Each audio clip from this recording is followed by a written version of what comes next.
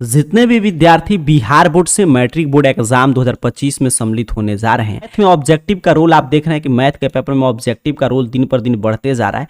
तो आपका ऑब्जेक्टिव प्रश्नों के अभ्यास के लिए हम लोग आज से एक नए सीरीज की शुरुआत कर रहे हैं। सीरीज में हम लोग का प्रयास रहेगा कि 15 चैप्टर है तो 15 से 20 क्लास आपको दिया जाए मैथ का, और आपके सभी ऑब्जेक्टिव प्रश्न वहीं से पूछे जाए। तो आज इस सीरीज का पहला वीडियो आपको क्लास मिलने जा रहा है, ठीक है, जिसमें हम लोग प्रथम चैप्टर रियल नंबर से महत्वपूर्ण ऑब्जेक्टिव प्रश्न की चर्चा करेंगे। चलिए शुरू करते हैं। मैं लेकर चल रहा हूं आपको स्मार्ट बोर्ड पर और समझते हैं रियल नंबर से किस रूप में आपके ऑब्जेक्टिव प्रश्न मैट्रिक बोर्ड एग्जाम 2025 में पूछे जा सकते हैं। यहां पे देखिएगा ये प्रश्न जो है पहला प्रश्न है, और यहां पे बताया जा रहा है कि किस साल पूछा गया। तो पिछले साल 2024 में यहां पे ए का मतलब होता है एनुअल एग्जाम, और प्रथम पाली में पूछा गया प्रश्न है। अब इसको मैं थोड़ा सा आपके लिए जूम करता हूं ताकि आपको दिखाई दे स्पष्ट, और यहां से हम लोग बारीकी से समझेंगे। मैथ है, पेन कॉपी लेकर आपको भी एक एक चीज सॉल्व करते चलना है और सीखते चलना है, ताकि एग्जाम में जब इस टाइप पे या इस पे प्रश्न, देखिए मैथ में क्या होता है, इसीलिए मैथ में अगर आप अच्छा से तैयारी करते हैं तो 100 में 100 लाना काफी आसान होता है, क्योंकि मैथ में बस आपका जो है यही आपका अंक वगैरह चेंज करेगा, बाकी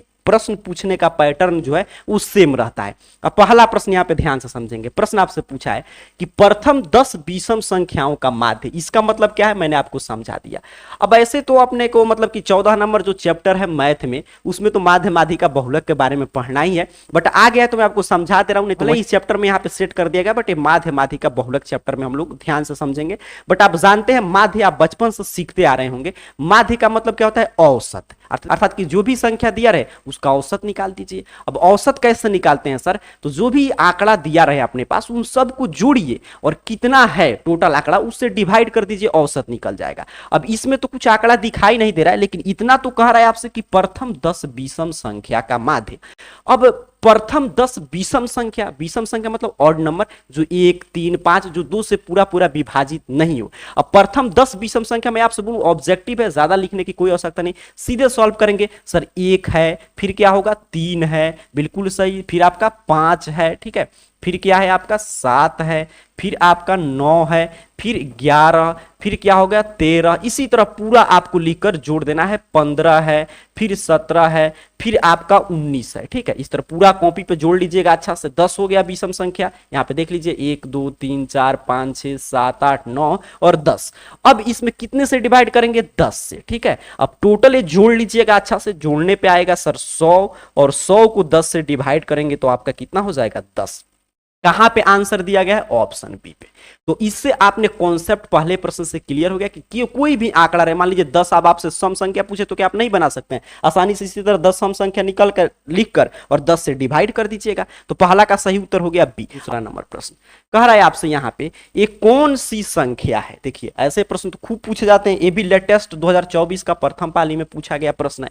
अब ये कौन संख्या है, तो ये रूट देखकर आपको नहीं कहना है कि अपरिमेय संख्या, इसको पहले सॉल्व करते हैं। देखिए 64 का वर्गमूल निकल जाएगा, बिल्कुल निकल जाएगा सर 8, 81 का निकल जाएगा बिल्कुल 9, 16 का निकल जाएगा 4, और यहां पे 9 का निकल जाएगा 3, बिल्कुल। अब देखिए अब आपको दिखाई दे रहा है ये भी परिमेय संख्या p बटा q के रूप में, ये भी परिमेय संख्या, तो ये कौन संख्या है, परिमेय संख्या है, रेशनल नंबर है, तो ऑप्शन है। फिर अगर आपको उत्तर पे डाउट हो तो नीचे जाकर आप उत्तर मिला सकते हैं। उम्मीद कर रहा हूं आप चीजें आपको क्लियर हो रहा है, सीखते चलना है, ठीक है। मैथ है, पेन कॉपी लेकर एक एक प्रश्न को सीखते चलिएगा। अब यहीं पे तीसरा नंबर प्रश्न है, कह रहे आपसे कि दो अपरिमेय संख्या का गुणनफल होगा।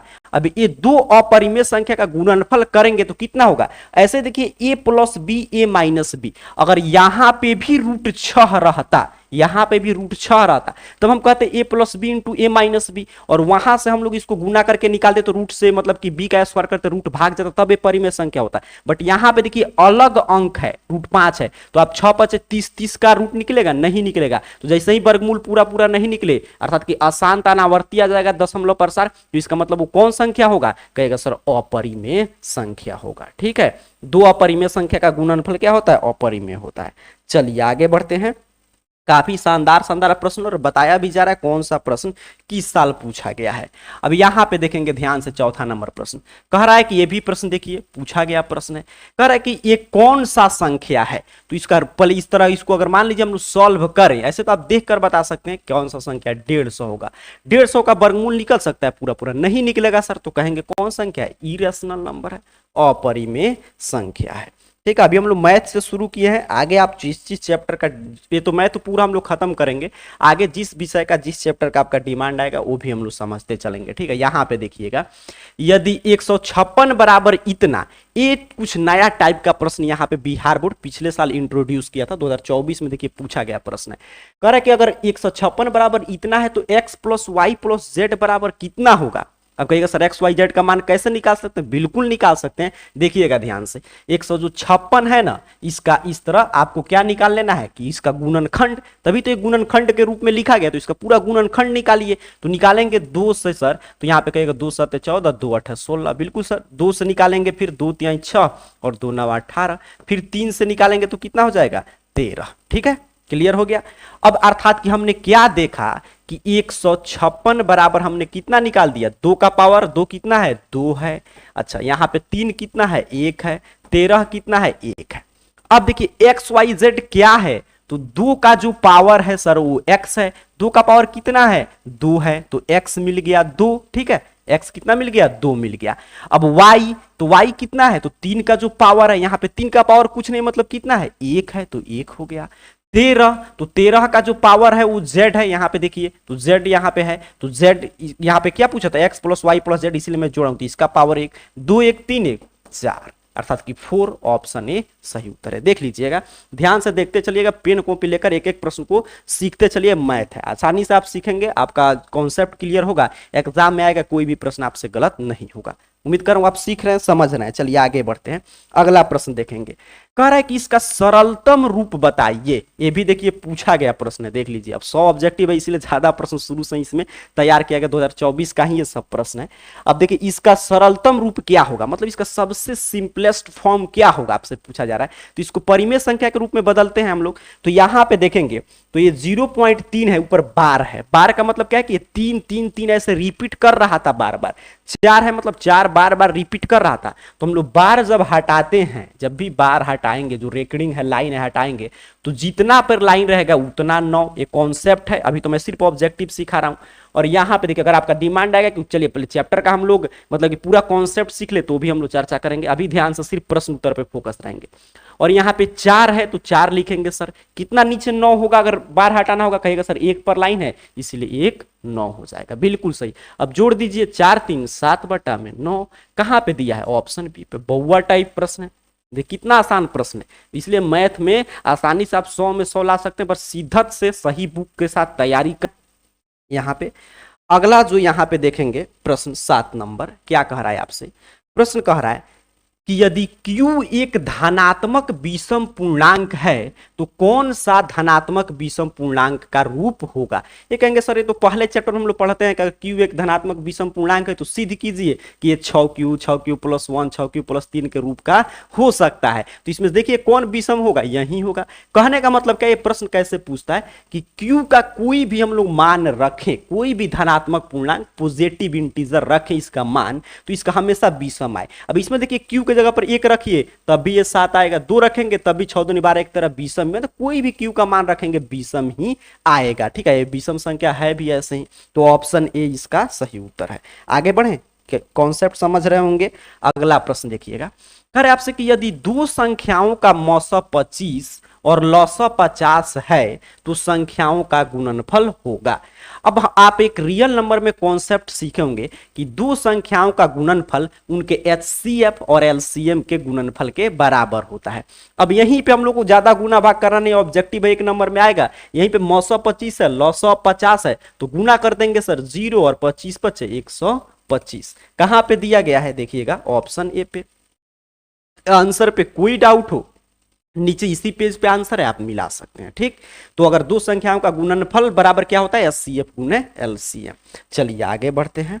अगला प्रश्न है, दो लगातार विषम संख्याओं का मौसा मतलब HCF हाईएस्ट कॉमन फैक्टर। अब इस पे मैं नहीं ध्यान दे रहा हूं क्योंकि आप देखते चलेंगे कौन प्रश्न किस साल पूछा गया है।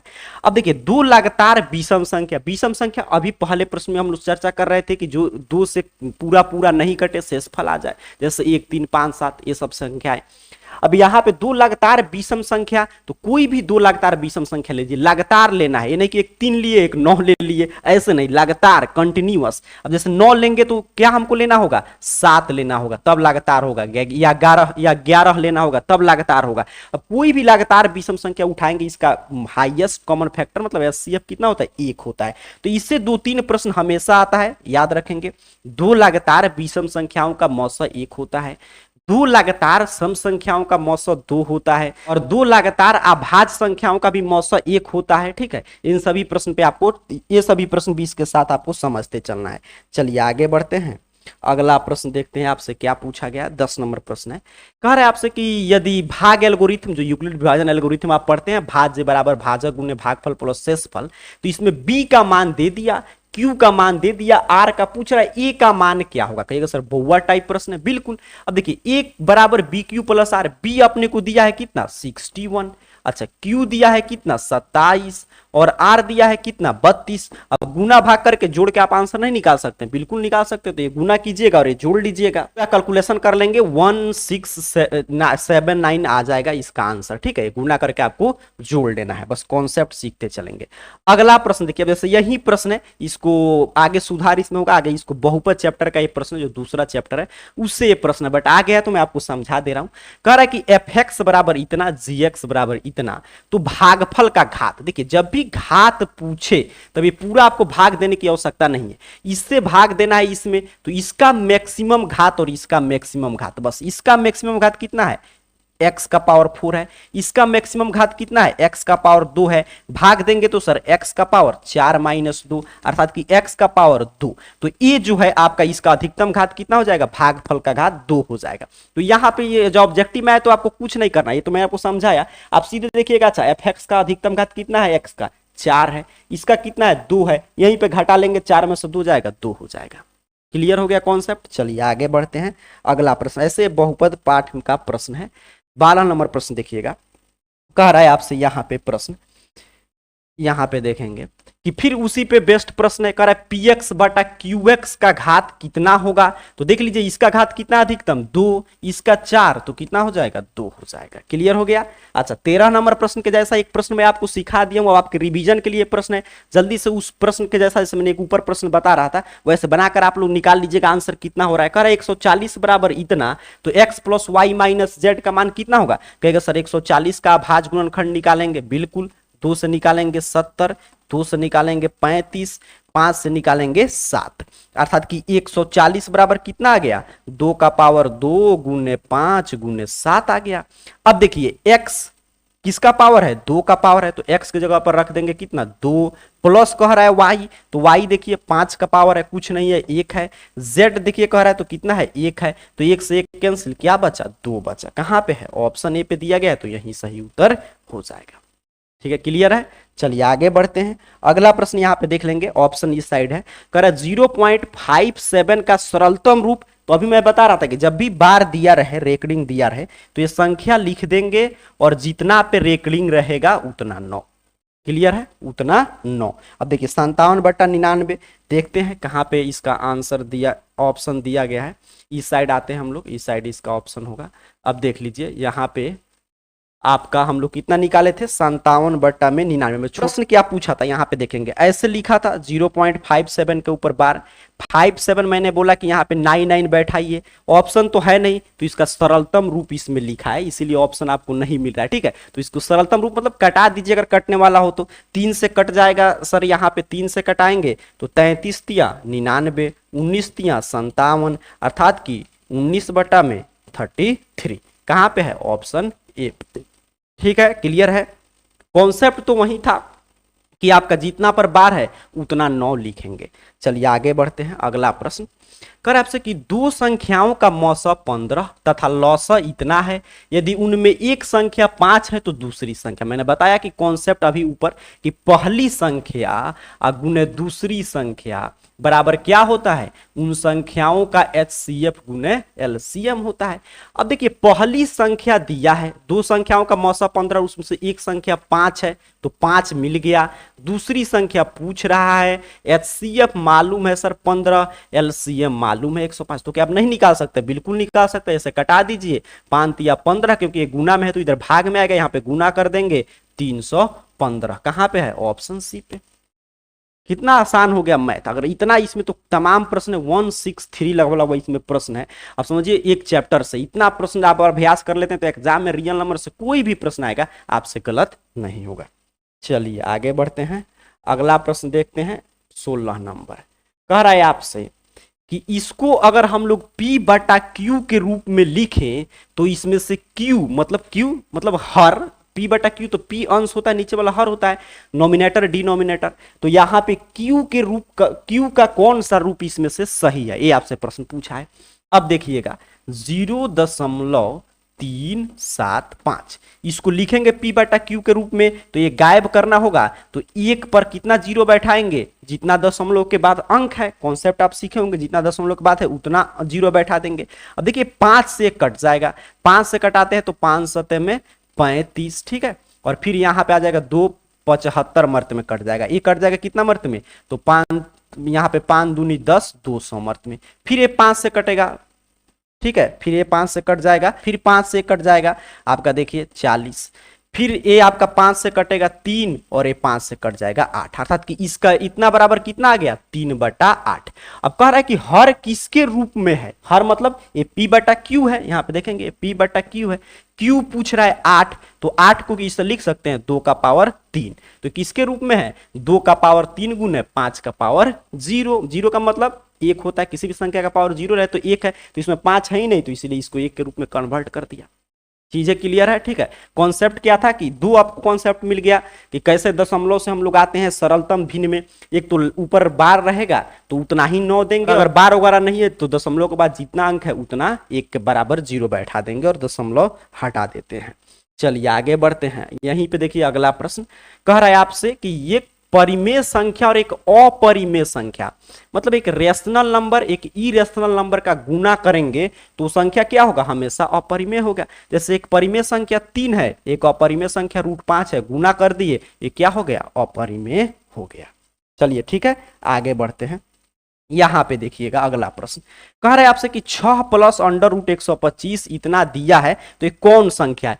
जब भी बड़ा कुछ भी जटिल दे आपके पास यहाँ पे अंक, तो इसको पहले एक बार सॉल्यूशन इसका निकाल लेना चाहिए, गुना भाग करके जोड़ घटाव करके देख लेना चाहिए क्या आ रहा है, तब आपको आंसर टिक करना है एग्जाम में भी। अब देखिए 6 है तो अपना 6 है, उसी तरह मैं लिख दे रहा हूं। 125 को तोड़ेंगे तो 5√5 हो जाएगा, ठीक है। 125 को तोड़ेंगे तो 5√5 मिलेगा अपने को। अच्छा माइनस है तो यहाँ पे ब्रैकेट हटा तो -3 और माइनस प्लस क्या इसको कर दिया? -√5 और +1 -4√5, ठीक है। इसको मैंने तोड़ा तो इस रूप में टूट गया। अब देखिए यहाँ पे 6 में से 3 जाएगा तो आपके पास 3 बचेगा और ये कितना हो जाएगा? 4, और यहाँ पे 5√5 और इसको हम लोग अगर यहाँ पे माइनस करें तो -√5 और माइनस माइनस तो माइनस का साइन जुट जाएगा। 4√5 था और 1√5 मिलकर ये भी हो गया 5√5। यहाँ पे देखिए माइनस है तो कैंसिल, कितना बचा? 4 बचा, और 4 कौन संख्या है? तो आपका परिमेय संख्या है। देखिए अगर रूट वगैरह देख के अपरिमेय टिक करके आएंगे एग्जाम में, आपका 1 अंक कट जाएगा। तो यहां से आप लोग वहीं सीख रहे हैं। आगे बढ़ते हैं, अगला प्रश्न 19 नंबर कह रहा है आपसे यदि Q एक धनात्मक पूर्णांक है तो निम्नलिखित में कौन धनात्मक सम पूर्णांक है? अब क्लियर, अब पीछे आप ऐसा प्रश्न विषम पूर्णांक पूछा था। अब देखिएगा इसमें से कहां पे सम पूर्णांक, मतलब Q का कोई भी मान रखे तो सम आना चाहिए। तो यहाँ पे विषम है तो विषम हो जाएगा, ये भी विषम हो जाएगा, ये भी एक ही बचा, यही क्या होगा? सम होगा, ठीक है। तो ऑप्शन बी। यहाँ पे कोई भी मान रखेंगे, 1 रखेंगे तब भी 2 एकम 2 सम ही आएगा, 2 रखेंगे तब भी 2 दूनी 4, 3 रखिए तब भी उसी तरह, ठीक। क्लियर है चीज। चलिए आगे बढ़ते हैं, अगला प्रश्न करे आपसे कि यदि भाग एल्गोरिथम ए बराबर इतना तो ए का मान कितना होगा? तो अभी मैंने बता दी, इसमें कुछ नहीं करना है, बहुआ टाइप प्रश्न है। ए बराबर देखिए BQ + R, तो यहाँ पे 43 और गुने 31 और प्लस में 32, बस इसका सॉल्यूशन निकाल लीजिए गुना भाग करके, आपके सामने आंसर होगा, ठीक है। जल्दी से जोड़कर बता दीजिए कितना हो रहा है, तो 1365 होगा, ठीक है। कहाँ पे दिया है ऑप्शन? तो यहाँ पे ऑप्शन ए हो जाएगा। चलिए आगे बढ़ते हैं, अगला प्रश्न। यहाँ पे देखिए जो भी प्रश्न एक जैसा 2-3 प्रश्न आए, तो अभी तो पहला क्लास तो मैं सभी प्रश्न बना रहा हूँ, तो आगे से हम लोग कोशिश करेंगे कि वो आपको होमवर्क हो गया कि मैं एक प्रश्न उस टाइप का बताया, अगला प्रश्न आया तो समझिए आपके आपको आपसे मैं पूछूंगा कि आपको पता चलेगा कि हाँ आप जो है कॉन्सेप्ट जो हम लोग सीख रहे हैं उसको सीखे हैं कि नहीं। ठीक, चलिए आगे बढ़ते हैं। कह रहा है सहअभाज्य संख्याओं का मौस। तो सहअभाज्य संख्याएं वैसी संख्या होती है जो एक को छोड़कर किसी से नहीं कटे। ठीक है, आपस में एक से छोड़कर किसी से भी नहीं कटे। और एचसीएफ क्या होता है, तो जो हाईएस्ट कॉमन हो, मतलब जिससे हाईएस्ट हो दोनों संख्याएं कट जाए, तो एक को छोड़कर वो किसी से कटेगा ही नहीं, तो इसलिए हाईएस्ट कॉमन फैक्टर कितना हो जाएगा, एचसीएफ कितना हो जाएगा, एक होगा। कहां पे दिया है, एक, ऑप्शन बी पे, यही सही हो जाएगा। चलिए आगे बढ़ते हैं, अगला प्रश्न देखेंगे। कह रहा है आपसे कि दो संख्याओं का गुणनफल इतना है, एचसीएफ इतना है, तो एलसीएम, तो ऐसा कितना प्रश्न में आपको सिखाया कि पहली संख्या गुना दूसरी संख्या बराबर एचसीएफ गुना एलसीएम। अब यहां पे ये दिया है आपका गुणनफल और मौस। अब लॉस पूछे तो सीधे सीधे यहीं से इसको कटा दीजिएगा। ठीक है, यहीं पे सीधे सीधे कटा देंगे, आपका उत्तर आ जाएगा 114। ठीक है, 114 आ जाएगा, कटा दीजिएगा, 19 से भाग देंगे तो 19 से कम 19, और फिर आपका 19 से कम 19 और 19 का 76। ठीक है, ऑप्शन सी। आगे बढ़े, अगला प्रश्न देखिएगा, ये काफी शानदार प्रश्न है। कह रहा है आपसे कि यदि ए बराबर, और 2021 में पूछा गया प्रश्न है, यहां पे देखिएगा, यदि ए का मान दिया है इतना, बी का मान दिया है इतना, तब कर लॉसो बतलाइए। ठीक है, लॉसो आपको बतलाना है, मतलब एलसीएम बतलाना है, एलसीएम ऑफ ए बी। अब ध्यान देंगे आप, एलसीएम में क्या होता है कि जो सबसे अधिकतम घात वाला है उसको हम लोग गुना कर देंगे। अब 2 का पावर यहाँ पे 3 है, बट इसमें 2 का पावर 4 है, तो क्या लेंगे, अधिकतम घात लेंगे, 2 का पावर 4। अब 3 है, इसमें नहीं है, तो यही होगा अधिकतम पावर। 5 है तो इसमें भी नहीं है, तो 5 हो गया, 5 और 5 हमने ले लिया तो यहाँ पे आ गया, और 7 शेष है। तो अब देखिएगा, अब यहाँ पे 2 का पावर 4 कीजिएगा तो आपका हो जाएगा 2 दूनी 4, 4 दूनी 8, 8 दूनी 16। ठीक, और यहाँ पे देखिएगा तो 5 तिहाई 15 और 15 सते 105, और 16 पचे कितना होगा, यहाँ पे 16 पचे 80 और 16 एकम 16, 1680 हो जाएगा। कहाँ दिया है, ऑप्शन डी पे। ठीक है, बस एलसीएम जब भी इस तरह दिया रहे तो एलसीएम में क्या करते हैं, सबसे हाईएस्ट जो रहता है पावर उसी संख्या को लेकर गुना कर देते हैं। चलिए आगे बढ़ते हैं, अगला प्रश्न देखते हैं, यहीं पे है 24 नंबर। कह रहा है आपसे कि यदि m एक धनात्मक पूर्णांक है तो धनात्मक विषम पूर्णांक का रूप कौन सा होगा। कहेगा सर बहुआ टाइप प्रश्न है, यही होगा, बिल्कुल सही। यहाँ पे विषम संख्या दिख गया, अब इसमें ज्यादा समय नहीं लेना है। निम्नलिखित में कौन सी अभाज्य संख्या है, अभाज्य संख्या मतलब प्राइम नंबर। अब प्राइम नंबर अभाज्य संख्या वैसी संख्या होती है जो सिर्फ एक और अपने आप से कटे। अब सिर्फ एक और अपने आप से कटे अभाज्य संख्या, तो देखिए इसमें से कौन है जो सिर्फ एक और अपने आप से कटेगा। 27 3 से कट जाएगा, 35 भी कट जाएगा, लेकिन 13 जो है सिर्फ एक और 13 से ही कटेगा, तो यही है अभाज्य संख्या। अगला प्रश्न देखेंगे, कह रहे निम्नलिखित में कौन सी अपरिमेय संख्या है। यहां पे देखिए कौन सी अपरिमेय संख्या है, तो अपरिमेय संख्या चलिए निकालते हैं। तो यहां पे देखेंगे √17 यही अपरिमेय है। यहां भले आपको रूट दिखाई दे रहा है, बस तोड़ेंगे तो इसका रूट निकल जाएगा, इसका भी निकल जाएगा, इसका भी निकल जाएगा और इसका भी निकल जाएगा। तो जिसका भी नहीं निकले वो क्या होता है, अपरिमेय। क्लियर है कॉन्सेप्ट। चलिए आगे बढ़ते हैं, अगला प्रश्न यहां पे देखेंगे 27 नंबर। कह रहा है प्रश्न आपसे कि 144 के अभाज्य गुणनखंड में 2 का घातांक। तो सबसे पहले कहा 144 का अभाज्य गुणनखंड, तो चलिए निकालते हैं। 144 का निकालेंगे तो कितना होगा, 2 से यहाँ पे, 2 से यहाँ पे हो जाएगा आपका 72, फिर 2 से निकालिएगा तो 2 3 6 36, फिर 2 से 18, 2 से 9, फिर 3 से 3, कितना आ गया, 2 का पावर कितना आया, 1 2 3 4 है तो 4 आ गया, और 3 का पावर 2। कह रहा है कि 2 का घातांक, तो 2 का घातांक कितना है, 4 है, ऑप्शन सी। यहाँ पे देखिए 27 का सी भी दिया गया है। तो आगे बढ़े, अगला प्रश्न देखिएगा, कह रहे कि निम्नलिखित में कौन सी परिमेय संख्या है। फिर तो कहिएगा सर बहुआ टाइप प्रश्न है, इसका निकालेंगे 1 का 1 और 144 का कितना हो जाएगा 12, तो यही है परिमेय संख्या। 28 का ये दिया भी है। अब तो परिमेय और परिमेय संख्या से प्रश्न आएगा तो आपसे गलत नहीं होगा एग्जाम में। यहाँ पे 29 नंबर प्रश्न देखेंगे जल्दी से। अब हम यहाँ पे देख लेते हैं, क्योंकि यहाँ सब जो प्रश्न रिपीट करे तो मैं बता दिया, अब आप इतना समझदार हो चुके हैं कि आप इस सब प्रश्न बना सकते हैं जो बार बार रिपीट कर रहा है। कह रहा है निम्नलिखित में से कौन सा अभाज्य संख्या है, देख कर बताइए जल्दी से, इसमें से कौन अभाज्य संख्या है। कहेंगे सर ए भी है तो 3 से कट जाएगा, ए भी 3 से कट जाएगा, ये तो दिखाई दे ही रहा है कि कटेगा ये 13 से, लेकिन यहाँ पे 41 है, बिल्कुल सही। कह रहे निम्नलिखित में किसका दशमलव प्रसार अशांत है। अब यहाँ पे कॉन्सेप्ट चेंज हो रहा है, समझेंगे बारीकी से। शांत और अशांत दशमलव प्रसार कैसे हम लोग ज्ञात करते हैं, तो जो भी परिमेय संख्या दिया रहेगा p बटा q के रूप में रहेगा, जैसे p बटा q के रूप में मतलब अंश बटा हर के रूप में रहेगा, उसमें q मतलब कि हर का हम लोग अभाज्य गुणनखंड निकालेंगे। और अगर हर का अभाज्य गुणनखंड में सिर्फ 2 और 5 आएगा, सिर्फ 2 5 या 2 5 में से कोई एक लगातार आ रहा है तो शांत होता है, अगर 2 5 छोड़कर कोई भी एक संख्या आ जाए तो अशांत होता है। ठीक है, कॉन्सेप्ट फिर से मैं समझा दे रहा हूं कि कोई भी परिमेय संख्या p बटा q के रूप में अंश बटा हर के रूप में दिया रहेगा, q मतलब कि हर का अभाज्य गुणनखंड निकालेंगे, अगर उसमें सिर्फ 2 5 आएगा तो शांत कहेंगे है, अगर नहीं आएगा उसका तो कुछ भी आ गया तो कहेंगे अशांत आवर्ती है। ठीक है, और अशांत अनावर्ती अपरिमेय संख्या का दशमलव प्रसार होता है। क्लियर हो गया कॉन्सेप्ट। अब निकाल कर देखिए किसका अशांत है, तो इसमें तो सिर्फ 2 5 आएगा, इसमें देखिएगा तो इसी में नहीं आएगा 2 5, यहाँ पे देख रहे 243 का तोड़ेंगे तो 7 से कटेगा, तो यही क्या है अशांत है। इसका भी अभाज्य गुणनखंड मतलब ऐसे निकाल लीजिएगा तो सिर्फ 2 5 आएगा, इसमें भी सिर्फ 2 5 आएगा। चलिए आगे बढ़ते हैं।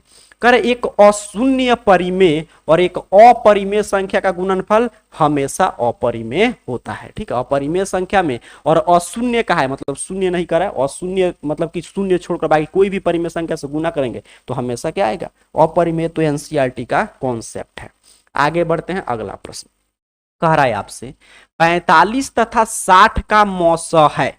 अब 45 तथा 60 का मौसम मतलब एचसीएफ बतलाइए। तो 45 जो हाईएस्ट कॉमन फैक्टर, देखिए चारों ऑप्शन में से कौन जो है दोनों संख्या को विभाजित कर सकता है, 3 भी कर सकता है, बट ये क्या सबसे अधिकतम है? नहीं है, सबसे अधिकतम क्या है 15, तो ऑप्शन डी सही हो जाएगा। अब देखिए पाई बटा 3, तो पाई कौन संख्या है? अपरिमेय संख्या है। पाई का अगर मान हम लोग लेते हैं जो अप्रोक्सीमेट में लगभग में वो होता है 22/7, तो वो आपका परिमेय संख्या होता है, बट पाई जो है अपरिमेय संख्या, और अपरिमेय में परिमेय से भाग देंगे तो रिजल्ट हमेशा क्या आएगा अपरिमेय आएगा। ठीक, चलिए आगे बढ़े, अगला प्रश्न देखेंगे। कह रहा है कि आपसे कि यदि fx बराबर इतना तो f1 का मान होगा। अब f1 का मान तो ये भी दूसरे चैप्टर का प्रश्न, लेकिन यहाँ पे आ गया है तो हम लोग सॉल्यूशन जान लेते हैं, क्योंकि 9th में भी आप पढ़े होंगे, काफी आसान सा चैप्टर था।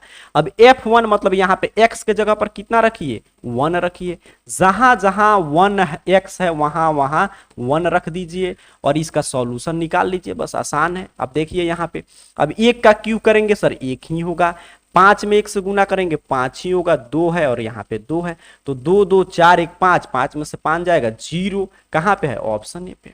तो काफी आसान था। चलिए ये तो आप देखते देखते आंसर कहेंगे कि सर 7/9 होगा, कितना मैं सिखा चुका हूँ, ऑप्शन ए। अभी इसको देखेंगे, कह रहा है कि इसका पावर 0 है और इसको गुना कर रहे हैं तो कितना आंसर होगा। तो किसी भी संख्या का पावर 0 है तो उसका वैल्यू कितना होता है 1 होता है। तो 8 का पावर 0 है तो 1 और 2 का पावर 0 है तो 1, 1 में 1 से गुना करेंगे 1, ये सभी 9th में आप सीखे होंगे। चलिए आगे बढ़ेंगे। कह रहा है आपसे यदि a और b अभाज्य संख्याएं हैं तो a और b का लॉसा, तो a और b अगर अभाज्य संख्या है तो a और b का लॉसा कितना होता है उन दोनों संख्याओं के गुणनफल, मतलब दोनों संख्या को गुना कर देंगे उतना ही हो जाएगा, तो a गुने b हो जाएगा। क्लियर है, ये सभी कॉन्सेप्ट है। चलिए आगे बढ़ते हैं। कह रहे निम्नलिखित में से कौन अभाज्य है, कहेंगे सर बउआ टाइप प्रश्न है, 23 अभाज्य है। अभाज्य संख्या मतलब जो सिर्फ एक और अपने आप से कटे। चलिए आगे बढ़ेंगे, अगला प्रश्न देखते हैं। कह रहे निम्नलिखित में कौन परिमेय संख्या है। अब परिमेय संख्या कौन है, तो ये तो अपरिमेय है, ये भी अपरिमेय है। यहाँ पे देखिए कट गया 2 बचा, तो यही क्या है परिमेय है, बउआ टाइप प्रश्न। अब अगला प्रश्न देखिएगा, ये काफी अच्छा प्रश्न है, 2020 में पूछा भी गया है। कह रहे कि 65 और 117 का मौसा 65m-117 के रूप में है तो m का मान कितना होगा। m का मान कितना होगा आपसे पूछा जा रहा है। अब 65 का और 117 का पहले तो आपको मौसा निकालना होगा। मौसा कैसे निकालते हैं, तो कोई भी तरीका से आप निकाल सकते हैं, जैसे 65 से 117 में भाग देकर भी आप निकाल सकते हैं। एक मर्त में भाग देंगे तो 65 और यहाँ पे घटाएंगे तो 2 और यहाँ पे 5, फिर यहाँ पे 65 जैसे यूक्लिड विभाजन एल्गोरिथम में निकालते थे तो एक मर्त में जाएगा 52, घटाइएगा तो 3 और यहाँ पे 13 और 52, तो यहाँ पे 13 चौका में 52 कट जाएगा आपका, देखिए पूरा। क्लियर है, तो कितना आ गया इसका एचसीएफ आ गया। पहले हमने क्या किया कि 65 और 117 का एचसीएफ निकाला, कितना आ गया 13 आ गया। कॉपी पर आप अच्छा से निकाल लीजिएगा। अब इसका कह रहा है कि एचसीएफ जो है वो 65m-117 का रूप का है, तो ये क्या है इस संख्या का एचसीएफ है, और एचसीएफ अभी हमने कितना निकाला था 13 निकाला था, तो ये 13 हो गया। या यहाँ पे देखिएगा मैं ऊपर बना रहा हूं आपको दिखाई देगा 65m = 13 और ये माइनस है तो इधर आकर प्लस या m बराबर, यहाँ पे इसको जोड़ दीजिए तो 7 3 10 और 1 1 2 1 3 1 और बटा में 65 और 65 दूनी 130, अर्थात कि कितना आ गया 2 आ गया। कितना आसान प्रश्न था, बस आपको पहले एचसीएफ निकालना था और उसी का एचसीएफ जो हम लोग निकाले थे वो 65 है माइनस 117 के रूप का था, तो यहां से आसानी से आप बता सकते हैं इस पे मान बैठाकर। चलिए आगे बढ़ते हैं।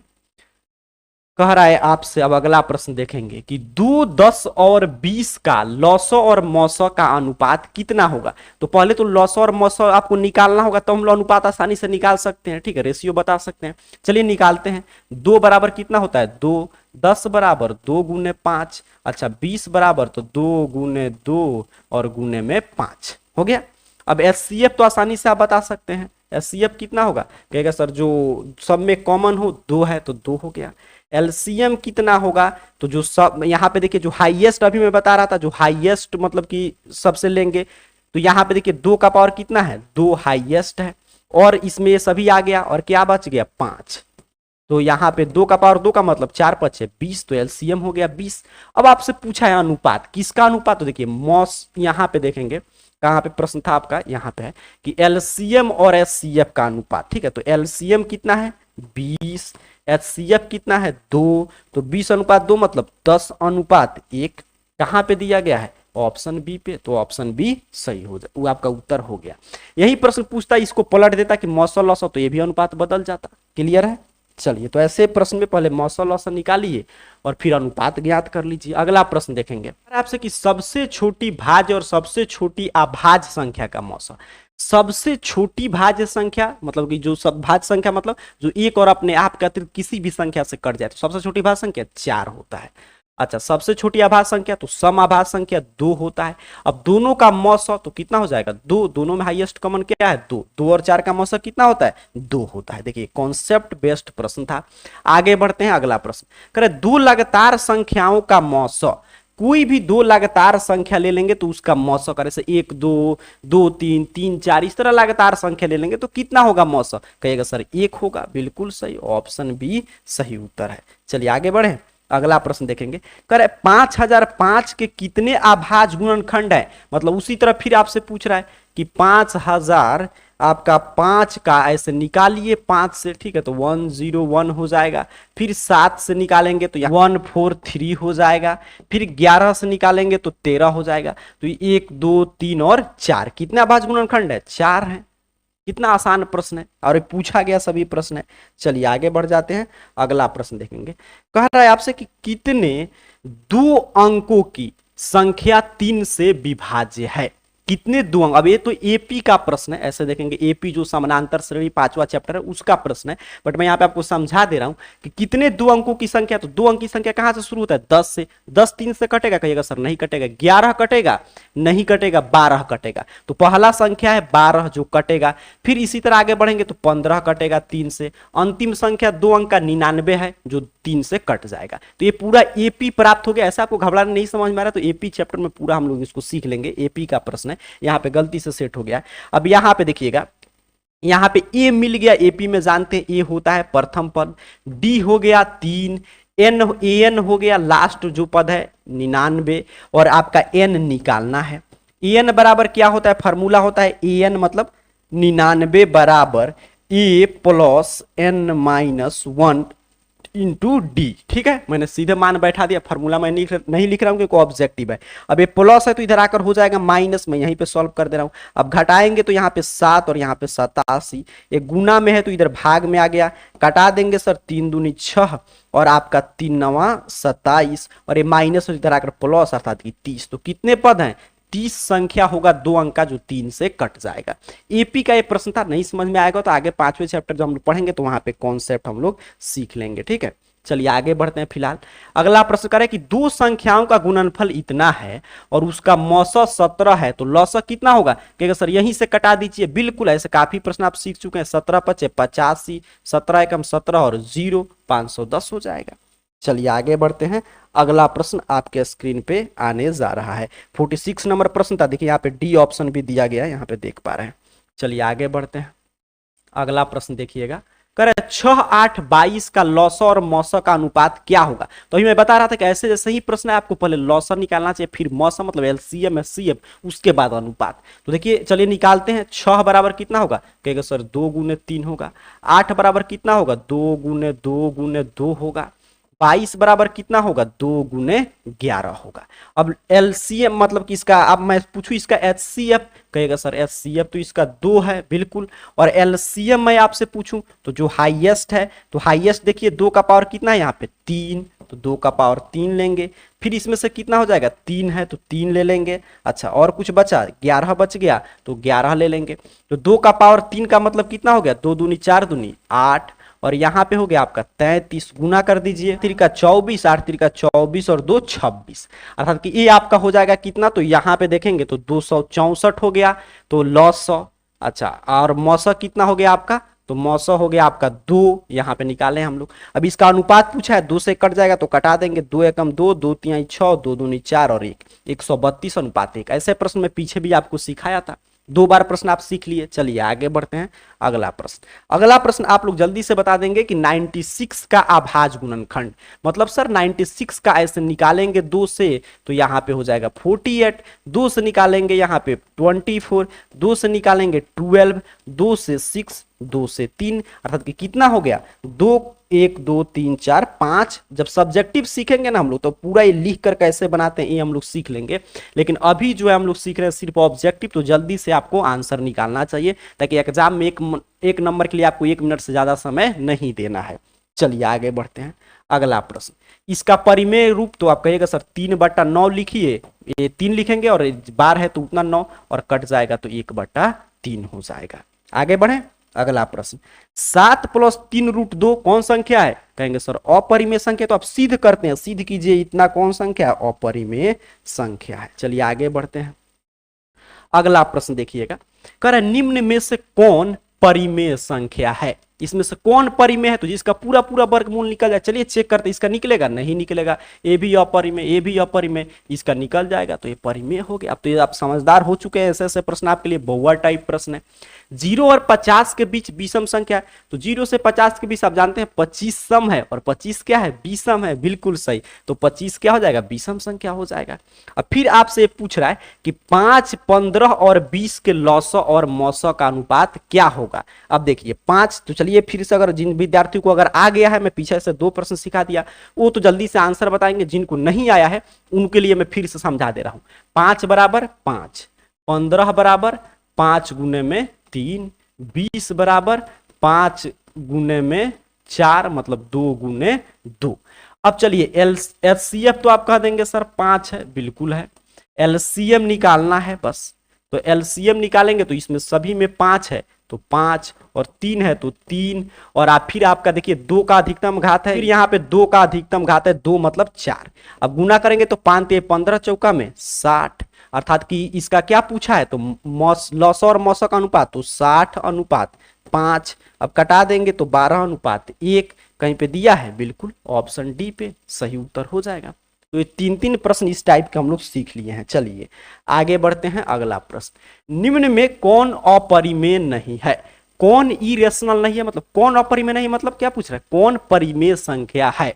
अब देखिए कौन अपरिमेय नहीं है, ध्यान से देखेंगे तो ये भी अपरिमेय पूछा है, कौन नहीं है, तो यहाँ पे देखिए नहीं है, इसका वर्गमूल निकल जाएगा 11, तो ये आपका कौन संख्या है, परिमेय संख्या है। चलिए अगला प्रश्न, करे 2 संख्याएं a और 18 का लॉसा 36 है, मौसा 2 है, a का मान क्या होगा। तो वही कॉन्सेप्ट है, पहली संख्या गुने दूसरी संख्या बराबर मौसा गुने लॉसा, उसी कॉन्सेप्ट पे प्रश्न है। अब इसका a और 18 का लॉसा 36 है, मौसा 2 है, तो एक संख्या 18 है तो a गुने 18 बराबर, मैं यहाँ पे समझा भी दे रहा हूं, 36 गुने 2 हो जाएगा। 18 इधर गुना में इधर भाग में आएगा, कट जाएगा, 2 दूनी 4, मौसा कितना है सर, 4 है, ऑप्शन सी।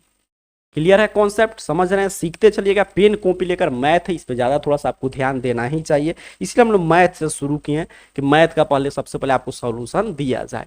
आगे बढ़ते हैं। अगला प्रश्न कह रहा है आपसे यहाँ पे कि यदि P तथा Q 2 अभाज्य संख्याएं हैं तो उनका मौसा, देखिए कितना बार पूछा गया प्रश्न है। अब जब दो आभाज्य संख्याओं का मौसा, अभी मैं पीछे आपको बता रहा था, दो आभाज्य संख्याओं का मौसा कितना होता है, एक होता है। बिल्कुल सही, ऑप्शन डी सही उत्तर हो जाएगा। कह रहे सबसे छोटी अभाज्य और सबसे छोटी भाज्य संख्या का गुणनफल। तो सबसे छोटी अभाज्य संख्या जिसे सम अभाज्य संख्या इवन प्राइम नंबर के नाम से जानते हैं 2, सबसे छोटी भाज्य संख्या 4, कितना हो जाएगा, दोनों का गुणनफल 8 हो जाएगा। कितना आसान आसान प्रश्न मिल रहा है। निम्न में कौन अभाज्य संख्या है, देखते देखते कहेंगे सर 29 अभाज्य है। बिल्कुल सही। एक कौन सा संख्या है, तो यहाँ पे देखिए परिमेय संख्या का दशमलव प्रसार नहीं तो शांत होगा, नहीं तो अशांत आवर्ती होगा, मतलब बार बार रिपीट करेगा। कैसे पता चलता है, तो ये रेकरिंग से। और अपरिमेय संख्या का दशमलव प्रसार हमेशा क्या होता है, अशांत अनावर्ती होता है। तो ये क्या है, अशांत आवर्ती है, इसलिए कौन संख्या होगा, परिमेय संख्या हो जाएगा। आगे बढ़े, अगला प्रश्न देखिएगा। कह रहे आपसे कि किसी पूर्णांक m के लिए, किसी पूर्णांक m के लिए सम संख्या का रूप देखिए कितना बार पूछा गया प्रश्न है। कहेंगे सर यही होगा। बिल्कुल सही। क्यों कभी पूछ रहा है, कभी कुछ पूछ रहा है, तो यही होगा। देखिए ये नहीं होगा, ये नहीं कि सम है तो इसको हम लोग आंसर कर देंगे, नहीं कर सकते, क्योंकि एक रखेंगे तो 2 1 3, देखिए विषम आ गया, ठीक है। और यहाँ पे कोई भी मान रखिए सम ही आएगा। अगला प्रश्न, निम्न में से कौन सा अपरिमेय नहीं है। अब कौन अपरिमेय नहीं है, मतलब क्या पूछ रहा है, फिर कौन परिमेय है। तो कौन अपरिमेय नहीं है, तो यहाँ पे देखिए 64 का निकालिएगा, 8 है, 81 का 9, तो यही नहीं है, बाकी सभी अपरिमेय है। ये क्या है, परिमेय है। किसका दशमलव प्रसार शांत है, तो मैं आपको बता रहा था कॉन्सेप्ट कि हर का भाज्य गुणनखंड निकालिए, 2 और 5 आएगा तो शांत, नहीं आएगा तो अशांत। तो चलिए निकाल कर देखते हैं। तो यहाँ पे देखिएगा तो सिर्फ 2 आएगा, तो यही क्या है, शांत है। ये भी, इसमें 3 आ जाएगा, इसमें भी 7 आएगा, इसमें भी 3 आ जाएगा। चलिए आगे बढ़ जाते हैं। अब बताइए जल्दी से 6/15 का दशमलव प्रसार क्या होगा। अगर आप ये सोच रहे हैं कि सर 15 का 3 गुने 5, 3 आ गया अशांत है, तो आप गलती कर रहे हैं, क्योंकि पहले सरलतम रूप में लिखना चाहिए। देखिए 6 का लिखेंगे 3 गुने 2, 5 का लिखेंगे 3 गुने में 5, 3 से 3 कैंसिल, 2/5 आ गया।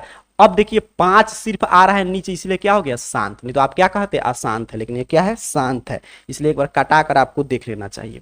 एक कौन संख्या है आपसे पूछ रहा है, तो एक परिमेय और एक अपरिमेय संख्या का अंतर क्या होता है, हमेशा अपरिमेय होता है। उम्मीद कर रहा हूं आपको हर एक प्रश्न समझ में आया होगा।